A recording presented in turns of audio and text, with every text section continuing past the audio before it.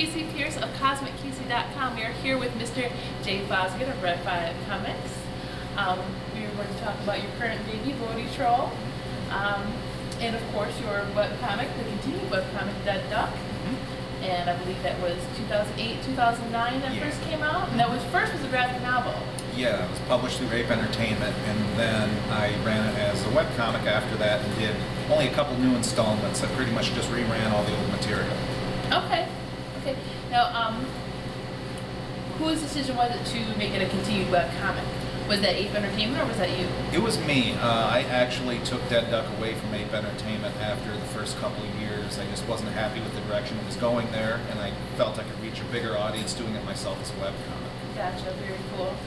Okay, and if you don't mind me saying, when I first saw your artwork, it put me in mind of Animaniacs, and I'm like, why is it putting me in mind of Animaniacs? I'm like, oh, it's got a Warner Brothers-esque sort of appeal. You don't mind me saying so. So my question is, what inspires you? A lot of different artists, but you know, as far as Warner Brothers goes, I'm a big fan of the Chuck Jones directed cartoons, and What's Opera Doc being, you know, probably the one he's best known for, with Bugs Bunny and Elmer Fudd singing opera. But my cartooning style is very influenced by animators, and Chuck Jones is one of them. But I'm influenced by other creative types. Jim Henson, creator of the Muppets, is my biggest hero of all time. So, and I think that's sort of evident in my work too, because, you know, Fuzzy Little Monsters was sort of, you know, a very Muppet thing. So, you know, those are just a couple examples. Gotcha.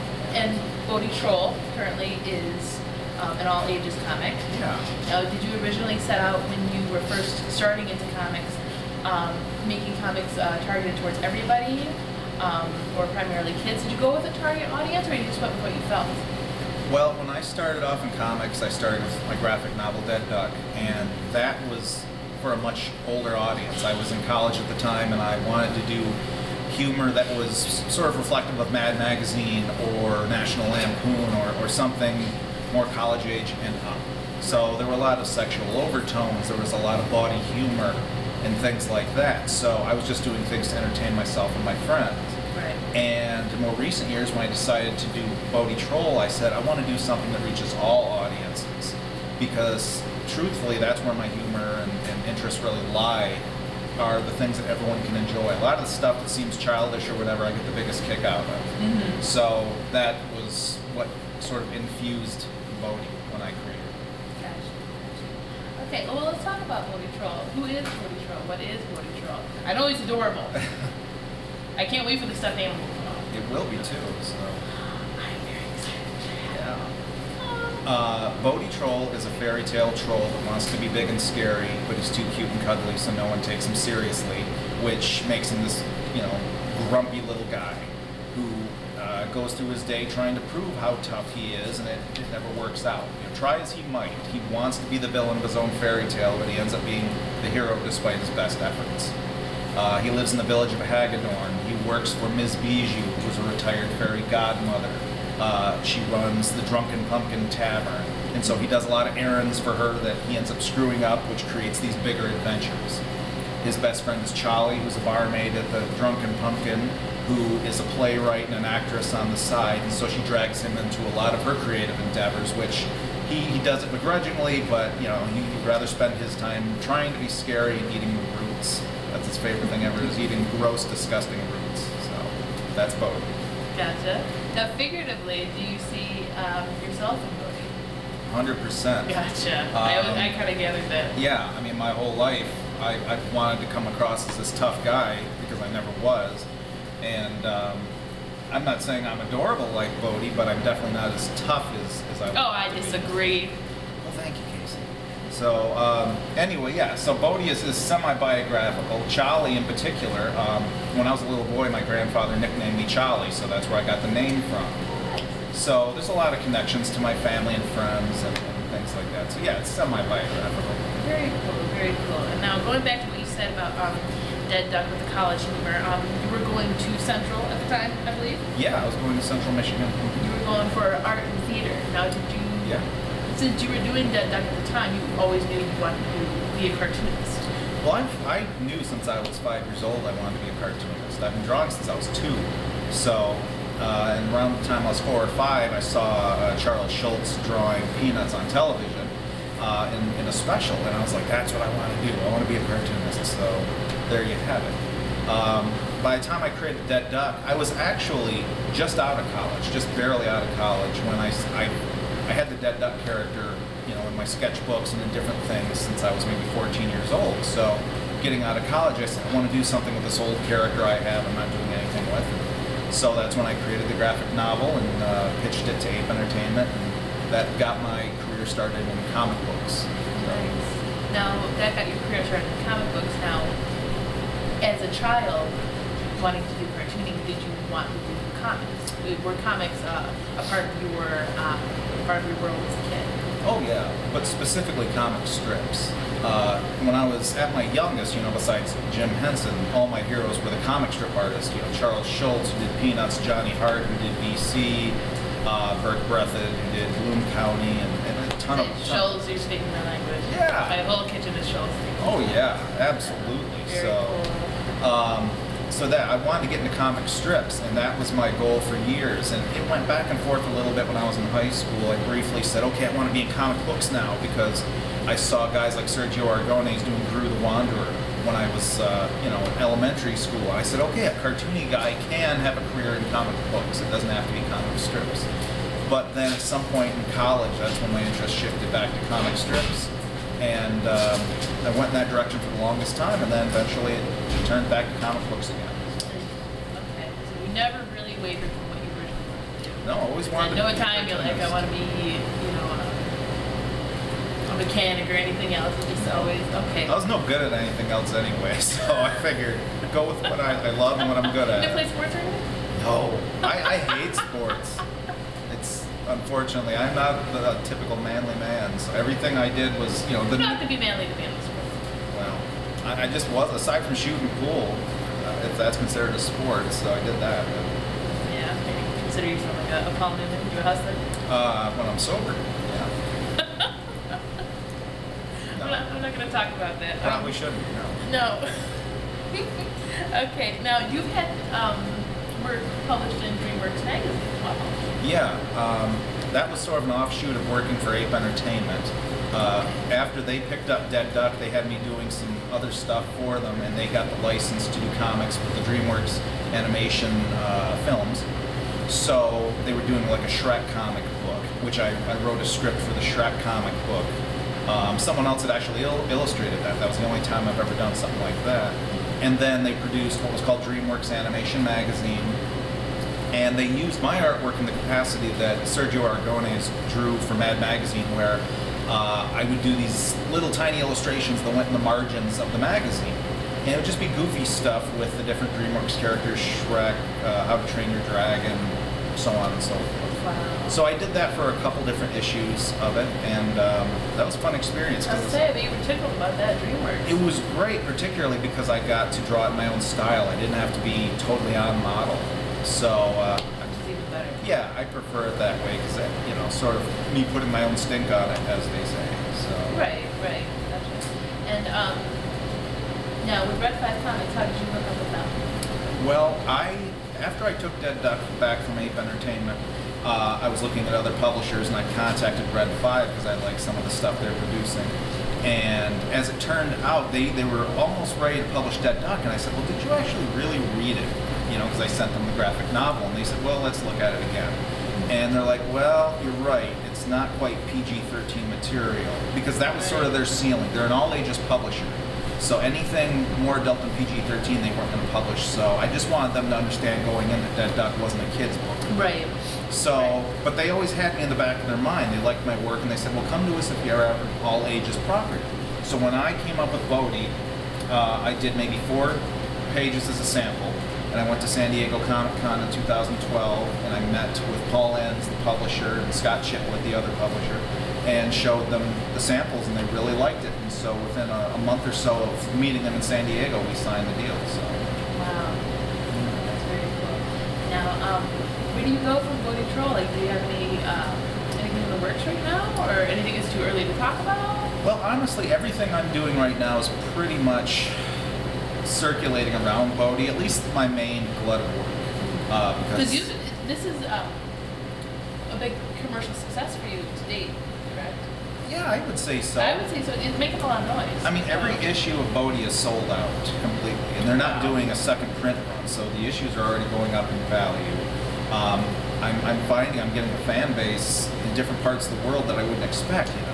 I've had people in Australia writing me saying, well, we found Bodie here, we never heard of you before, now we love Bodie, so this is what they know me for, which I love that. They don't know me for anything but Bodie. Places in Asia have you know, people have written me. Got a big fan base in Canada, particularly Toronto. So and you're going to Toronto? I'm going to Toronto, yeah. I always do conventions there when I can because the people there are such huge fans of cartoon artwork. Even if you're not a famous artist, if they like your stuff, they take to it. And so no one knew me last year when I went to Toronto Comic Con and Fan Expo. When they saw my work, they just took to it, and now I've got a fan base. So that's wild. Now, upon you saying that, was there any point in your career recently that you just went, you stopped and you thought, wow, I'm doing it. I mean, I've made it. You know, so long as I've been able to sustain myself just from doing cartooning, I've felt like that. Mm-hmm. You know, for years trying to become a cartoonist professionally, I had a day job for 13 years working in a parks department. And, you know, I never felt like a professional cartoonist then because that wasn't how I was paying my bills. But 6 years ago, I went full-time doing just comics and cartoon-related artwork. So that's when I started to say, okay, I'm really starting to make it. But you're right, when Bodie came out, I'm getting more recognition than ever. I'm getting animators contacting me saying, we really like Bodie, you know, can we commission you to do this or something, you know, and so business has been picking up, my name is starting to spread, so it's starting to hit me a little bit. That's awesome. Back to what you said about the things that you get to kick out of the most are generally geared towards children, and you have animators from around the world who are mailing you and emailing you about Bodie that are all different ages. Yeah. And it really resonates with them. I guess so, you know. I mean, I think Bodie kind of taps into a lot of things that all of us experience in our childhood. You can think of a cartoon you liked when you were a kid, and Bodie might have some connections there, whether I intended it to or not. You're going to find something you connect with in Bodie, I think. At least that's been my experience, you know. I mean, I look at Bodie and I think about Where the Wild Things Are, because I love Maurice Sendak and all of his children's books. So, you know, these are things that I either connect to now just looking at Bodie or things I actually intended to. But, you know, like any good fairy tale, there's a million different connections and influences you can see in there. Oh, absolutely. Absolutely. Art like this puts people in mind of something as soon as they see it. You know, instantly something comes to their mind, whether it's Henson or like you know, Warner Brothers. Yeah. And even with the story, you know, like it's a complex character in an all ages comic. Sure. That everybody can identify with, and I think it's brilliant. Thanks. I really, really do. You're kind. Thank you. You're sweet. So, well, let's talk about something that happened fairly recently. You received a response in the mail that was a pretty big deal. Let's talk about it. Yeah. One of my biggest heroes professionally is Eric Goldberg, who animated the genie in Aladdin. And I'm a member of the National Cartoonist Society, so all these different famous cartoonists from animation, comic books, comic strips are also members, but I haven't met the majority of them. But we have a booklet that has all of our contact information in there if we just want to reach out to them. So 3 years ago I wrote Eric to say, I'm a huge fan of your work and it's so influential, and I think I sent him a copy of Dead Duck. Bodie hadn't even begun at that point. And just sent him a fan letter, you know, didn't know if I'd hear back from him or not. And then 3 years later, out of the blue, I wasn't even expecting it. 3 years. Yeah, 3 years. He wrote me, and he's like, wow, I am so late, I'm so sorry, I should have gotten a hold of you so much earlier, but I love your artwork, and thank you for the letter, and just, you know, friendliest letter I've gotten. And he sent me some original artwork. He goes, well, I love the artwork you sent me, so here's artwork for you. And he drew me the genie from Aladdin, and he drew me Bugs Bunny, who's one of his favorite characters. So, I mean, it was just one of the coolest things to ever happen to me. Having your heroes get back in touch with you. As you know, I've had a couple experiences like that in my lifetime, but this was a fantastic one. So. That's so awesome. I remember when you posted that, how I knew you were this. Oh, yeah, like a and I have a feeling that's going to happen a lot more. Oh, thank you. I hope so. Thank you.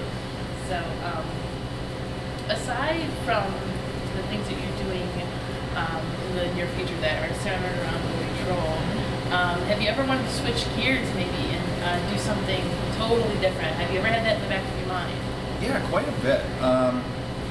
More a couple of years ago than right now, because ever since Bodie picked up, that's where my mind has been. But I was jumping around quite a bit creatively between Dead Duck and Bodie. You know, I had some different comic book ideas that I wanted to pursue that are still in the back burner. Whenever I come up with any sort of idea for a character or a story, it goes into a sketchbook, and it might be a few years down the road, but it's going to get used in one way or another. So that will probably happen with a lot of these things that I'm developing. But I have my hands in other projects. For example, I'm a humongous fan of Popeye. And so I've drawn a lot of just Popeye pieces just for the fun of it, and I posted it on my DeviantArt page. And most recently, a printing company from, I believe, South Dakota got the license to do their own Popeye merchandise. They got it from King Feature Syndicate, who owns Popeye. They saw my artwork online, they really liked my take on the characters, and so they hired me to draw a Wimpy t-shirt. And they liked it so much, the next thing's going to be a Popeye t-shirt, and hopefully we're going to keep that going. So it's been kind of a dream gig to work on these characters that I love so much. About a year or so ago, I got hired on to work on the Sesame Street comic book through Ape Entertainment, which was, you know, the same sort of situation because I'm the biggest Jim Henson fan in the world. So working on those characters was like finally getting to work for Jim. So that was a dream come true too. So. That's wonderful. Thanks. I mean, professionally and personally, I mean, you are just on fire right now. So that's wonderful. I'm so happy for you. Like your story, your stories and your personal story, I think resonates with a lot of people. And I think that's awesome, and I think you're an amazing person, Jay. So I often throw in a wild card question. Okay. As you may know, we recently started a vidcast called Dark One, and we do talk about paranormal, we talk about conspiracy theories, and darker topics that people don't want to venture out into. So I have already covered in other interviews conspiracy theories and ghosts and things like that. I want to talk to you. I know you're a sci-fi guy. I want to talk to you about man versus machine and what's going on currently with the production of drones. Are you familiar with this at all? A little bit, yeah. Okay, all right. Well, maybe not even that, but by the end of this year, as B movies have predicted, as Skynet. Yes, novels, movies, you know, everything. By the end of this year, 70% of American jobs will be replaced by automation. My job's already being replaced by automation. Isn't that wild? It's sickening to me, honestly. Yeah. I won't go so far as to say I'm anti-technology because I use technology, I use computers, but smartphones. Until the end of my days, it's going to be pen to paper for me. So, you know, I've been raging against the machine my whole life. I didn't even get into computers until I absolutely had to in my last few years of college because I was forced into progress, basically. Right. See, when I read, I use a notebook, pen and paper. Yeah. I post-it, scribbles, you know, I can't sit down and look at a blank cursor and just go. Yeah, it's hard. You know, it's too hard. It's the hand in mind kind of thing. So anyway, but we're getting to a point where, especially like with drones and things, that their installed software has a robot think for itself. Yeah. And like in Pakistan, we've got drones. You know, there are armed that will fly around and they say, oh, you know, they can target Al Qaeda terrorists, and they know the difference. Yeah, I bet they do. Yeah, really, when they're terrorizing men, women, and children in these neighborhoods, you know, coming down, clipping them. There's casualties everywhere, and no one's reporting on it. Everybody's quiet about it. Sure. You know, and it's like how much is too much? You know, and I look at these robots that are being produced now, like in Japan, that can run on treadmills. I'm like you said, Skynet. Like, no one is familiar with James Cameron. I think we're beyond too much. I don't think we should be waiting for too much. I think too much happened 40 years ago. Absolutely. I think it's. I mean, progress is progress. You can't avoid it, and we're not the people in charge. But we would be better if we were more analog society. I think. You know, I just. It's scary, but if I allowed myself personally to dwell upon it too much, my head would explode. Exactly. It's too easy.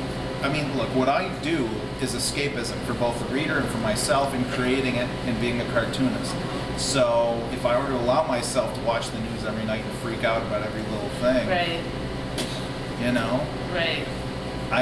You don't want you think about it, but you don't want to be a doomsday type of person. Well, no, but that's not to say that I don't believe that there's a danger. Because yes, I'm 100% certain there's a danger in all this wanton automation.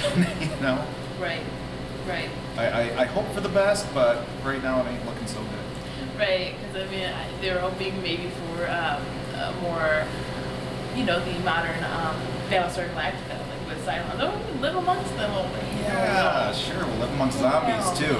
Right, exactly. They won't eat our brains. Yeah, maybe just put them on chains, you know, put them to work. You know, Yeah. I don't know. Why not? Scrub floors, you know, whatever. Angie mints in the bathroom, use the toilet paper like they do in Jamaica. They won't eat me when I'm on the toilet. Nuh-uh. It's gold. It's gold. It's all good. All right. Well, tell me, where can we buy your titles? Well, the trade paperback is going to be coming out next weekend. I just found, or I'm sorry, next Wednesday, and they should be available in almost any area comic book shop. Locally, I can tell you that Green Brain Comics in Dearborn, Michigan will be carrying it. I'm pretty sure Wonder World Comics and Taylor is going to be carrying it. That's here in Michigan. Yep, here in Michigan. And I'm just, speaking locally again in Michigan. But any area comic shop should have them. A lot of bookstores should be carrying it. Do you sell them directly on your website? I do not sell them directly myself. But Red 5 does on their website. Red 5 does on their website, so they can go through there. Unless you see me at a convention, then I'm selling them, but I always have just a short supply that I just set aside for conventions. Otherwise, go through the publisher. Okay, and speaking of conventions, you did say you were going to be in Toronto. What date is that? I'm going to be in Toronto this Friday. I don't know what that date is. You? Jeez.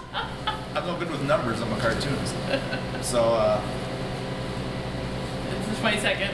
I think Tony signaled me to run for home. Tony Maiello is giving us baseball signals here. Might as well just say it, man. The 7th. The 7th? Right. What are you doing? I was going to say, I don't know sign language, Tony. I love you too. Oh, we're leaving that in. So, anyways, and after that, where are you going to be? Geez, right after that. I don't know. I'm doing, let's see, Motor City Comic Con, I believe, is not long thereafter, and that will be in May. Nova, May 18th, I think. See, now I'm asking all the wrong questions. No, these are good questions. I just don't necessarily have the answers. I'm also doing Cherry Capital Comic Con, which is on Memorial Day weekend, which I'm really looking forward to. If you want to jump way down the calendar, I'm going to be doing Detroit Fan Fair that in October. So, and too legit to quit. I don't even know what you're doing.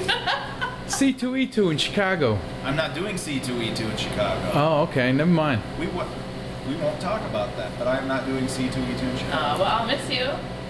I'll miss you. I know you're going to be there.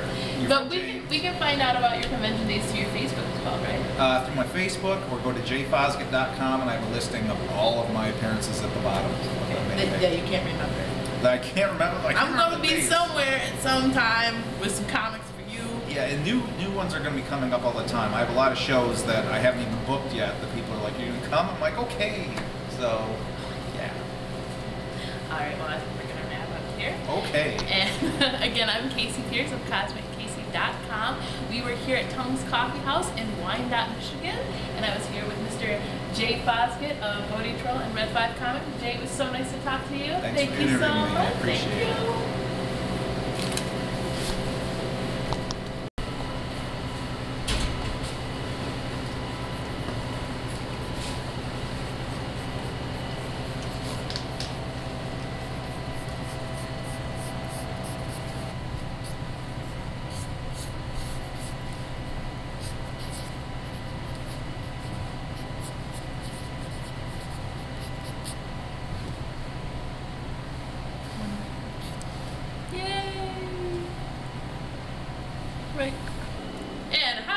Hollywood is here to take us out with the song. Take it away, Holly. I don't know how to play piano.